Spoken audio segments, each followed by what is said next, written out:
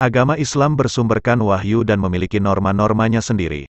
Karena bersifat normatif, maka ia cenderung menjadi permanen, sedangkan budaya adalah buatan manusia.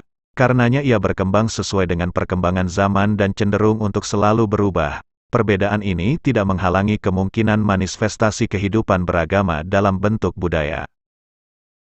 Gus Dur berkata, Masjid Demak adalah sebuah contoh yang konkret dari upaya rekonsiliasi atau akomodasi itu. Ranggon atau atap yang berlapis pada masjid tersebut diambilkan dari konsep Meru, dari masa pra-Islam, Hindu-Buddha, yang terdiri dari 9 susun. Sunan Kalijaga memotongnya menjadi 3 susun saja, melambangkan 3 tahap keberagamaan seorang Muslim, iman, Islam dan ihsan.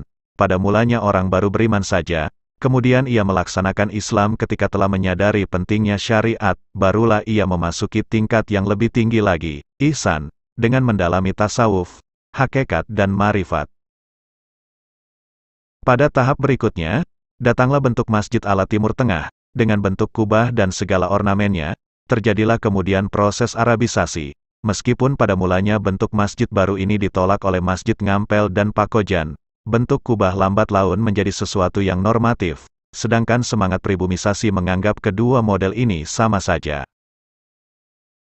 Gus Dur berpendapat, bahaya dari proses Arabisasi atau proses mengidentifikasikan diri dengan budaya Timur Tengah adalah tercabutnya kita dari akar budaya kita sendiri.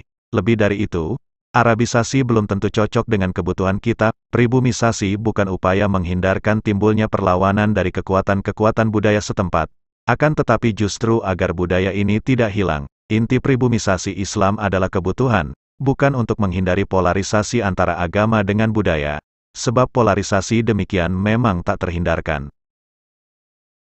Sebagai titik tolak dari upaya rekonsiliasi ini adalah meminta agar wahyu dipahami dengan mempertimbangkan faktor-faktor kontekstual, termasuk kesadaran hukum dan rasa keadilannya. Abdurrahman Wahid berpandangan, dalam proses ini pembauran Islam dengan budaya tidak boleh terjadi, sebab berbaur berarti hilangnya sifat-sifat asli. Islam harus tetap pada sifat Islamnya.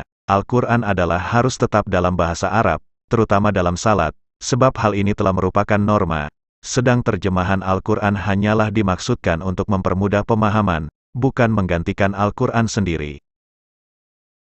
Gus Dur berpandangan, pribumisasi Islam bukanlah jawanisasi atau sinkretisme, sebab pribumisasi Islam hanya mempertimbangkan kebutuhan-kebutuhan lokal di dalam merumuskan hukum-hukum agama, tanpa menambah hukum itu sendiri, juga bukannya upaya meninggalkan norma demi budaya, tetapi agar norma-norma itu menampung kebutuhan-kebutuhan dari budaya dengan mempergunakan peluang yang disediakan oleh variasi pemahaman nas, dengan tetap memberikan peranan kepada usul fikih dan kaidah fikih. Gus Dur berkesimpulan, pribumisasi Islam adalah bagian dari sejarah Islam, baik di negeri asalnya maupun di negeri lain, termasuk Indonesia. Kedua sejarah ini membentuk sebuah sungai besar yang terus mengalir dan kemudian dimasuki lagi oleh kali cabangan sehingga sungai ini semakin membesar. Bergabungnya kali baru, berarti masuknya air baru yang menambah warna air yang telah ada. Bahkan pada tahap berikutnya, aliran sungai ini mungkin terkena limbah industri yang sangat kotor, tapi toh, tetap merupakan sungai yang sama dan air yang lama. Maksud dari perumpamaan ini adalah bahwa proses pergulatan dengan kenyataan sejarah tidaklah mengubah Islam, melainkan hanya mengubah manifestasi dari kehidupan agama Islam.